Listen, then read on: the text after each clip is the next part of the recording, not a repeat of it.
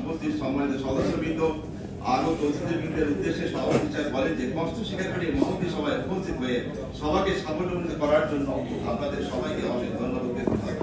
চেম্বারের সার্বিক উন্নয়ন ও সকলের সুস্বাস্থ্য দীর্ঘায়ু জীবন কামনা করে বার্ষিক সাধারণ সভা সমাপ্তি ঘোষণা করে। তাহলে আমরা কি এটা কি পাস করে ধরে নেব?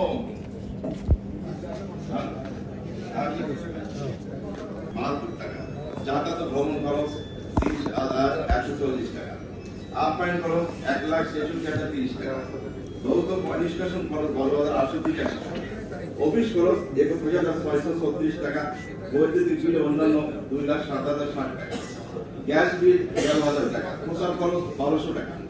মেরামত খরচ 1,20,583 টাকা, রিটার্ন খাজনা কর 2,77,016 টাকা, অডিট 20,000 টাকা, ব্যাংক চার্জ কমিশন খরচ 1,23,036 টাকা, এজিএম খরচ 56,420 টাকা, বিবিধ খরচ 3,576 টাকা, ঈদ বোনাস 1,52,500 টাকা, চাঁদা প্রদান এফডিসিসিআই 45,000 টাকা, আবগারি সাজসজ্জা 21,210 টাকা, কনস্ট্রাকশন খরচ 3 লক্ষ টাকা,